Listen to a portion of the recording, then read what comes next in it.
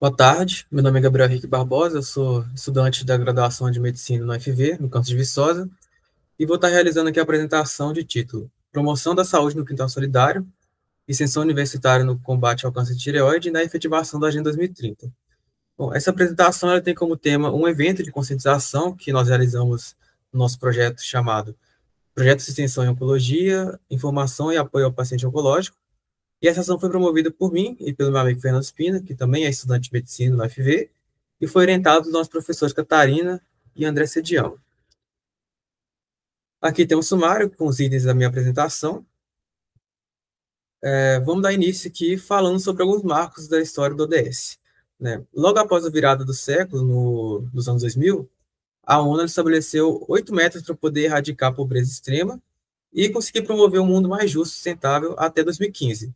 Né? Esse conjunto de metas foi chamado de Objetivos de Desenvolvimento do Milênio, de sigla ODM.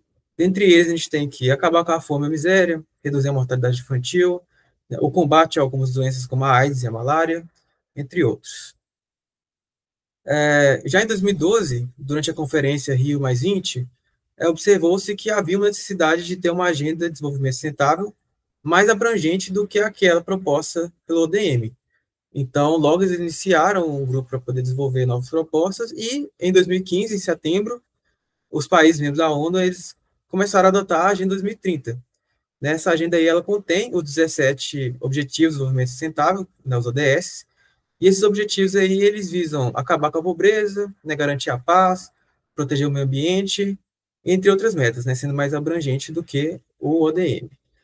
Bom, todos os objetivos são esses 17 aqui listados, mas só que na nossa apresentação a gente vai dar foco aqui no objetivo 3, que ele é denominado saúde e bem-estar, que é o qual o nosso projeto atua. Né? O objetivo 3 ele tem várias metas, sendo que a nossa ação ela abrange principalmente essa meta 3.4, que ela está relacionada aí à redução de mortalidade por doenças não transmissíveis, por meio, por exemplo, da prevenção, que é justamente o que o nosso projeto faz, né?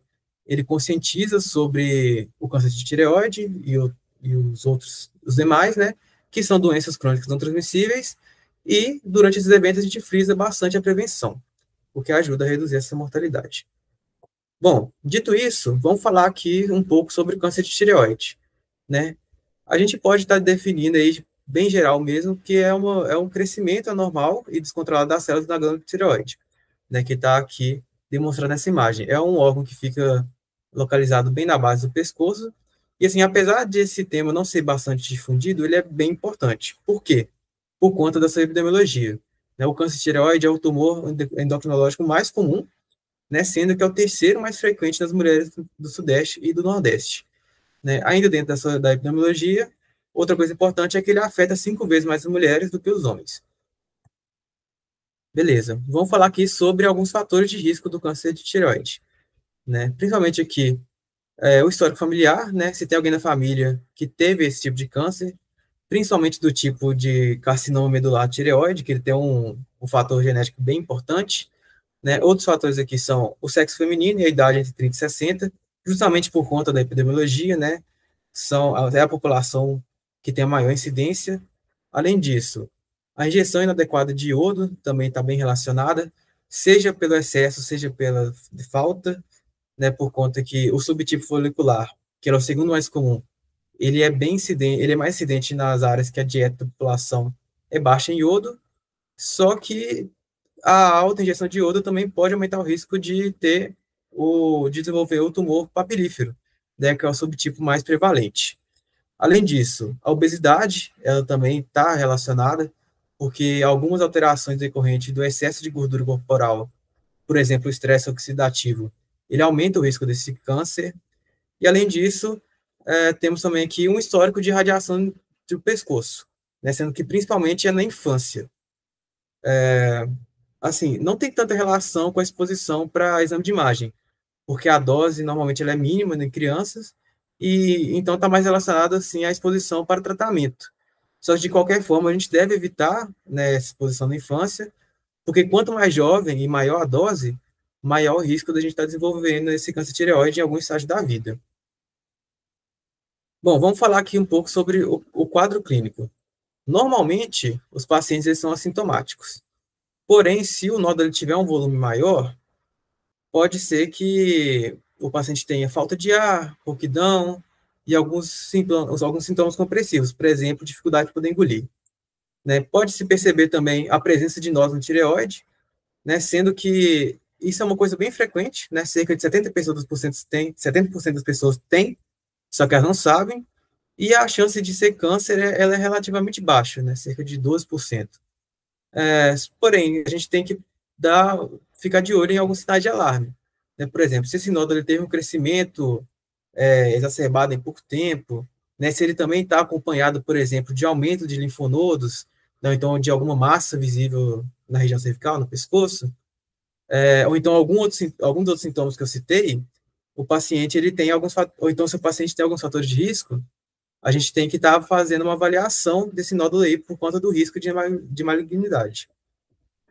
Bom, passando aqui agora para a prevenção, ela basicamente se baseia em evitar os fatores de risco, né?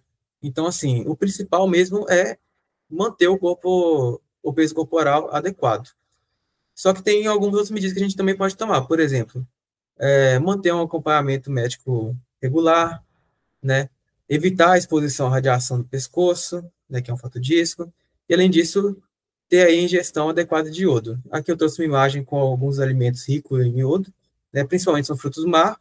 Como a população brasileira não costuma consumir esse tipo de alimento, o sal, no Brasil, ele é iodado para poder garantir, né, essa injeção adequada do iodo.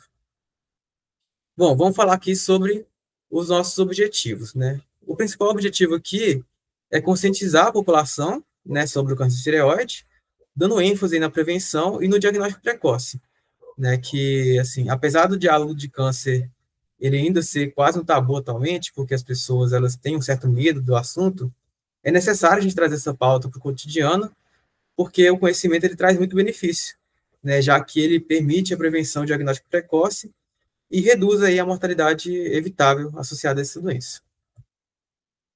Bom, agora sobre os materiais e métodos. O nosso evento aí, ele foi uma parceria com o projeto, entre o nosso projeto de extensão e o Quintal Solidário, que é um outro projeto que promove feiras de agricultura familiar e economia solidária na sede social da Aspuv, né, sendo que ele atende semanalmente centenas de pessoas da comunidade.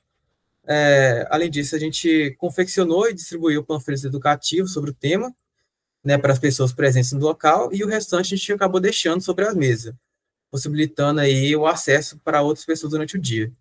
Além disso, a gente também fez uma palestra, né, com microfone local, para a gente poder expor e complementar também os principais pontos abordados no folheto, né, e logo em seguida a gente abriu um espaço para conversa, né, para a gente poder tirar alguma dúvida, ou então escutar algum relato de experiência do público.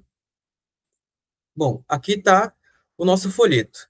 Né, eu utilizei aqui as cores azul e rosa, né, da conscientização sobre o câncer tireoide, né, do mês de setembro. E além daquelas informações que eu trouxe na introdução, a gente também falou um pouco aqui sobre como é que é feito o diagnóstico, né, quais são os exames utilizados, como é que é o tratamento, como é que é o segmento.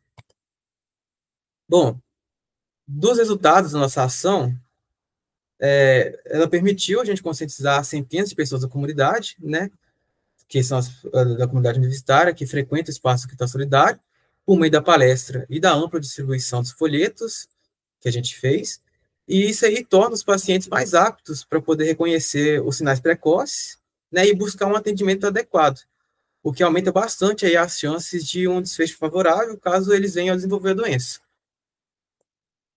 Bom, concluindo aqui, com isso a gente pode concluir aí que a nossa atividade ela cumpriu bem o seu papel de conscientização sobre o câncer de tireoide, e ela apresenta também uma contribuição significativa para poder alcançar a Agenda 2030, pois ela promove a ODS3, né, visto que o câncer de tireoide, como eu disse, é uma condição não transmissível, potencialmente fatal, e a mortalidade ela pode ser evitada com a prevenção e diagnóstico precoce.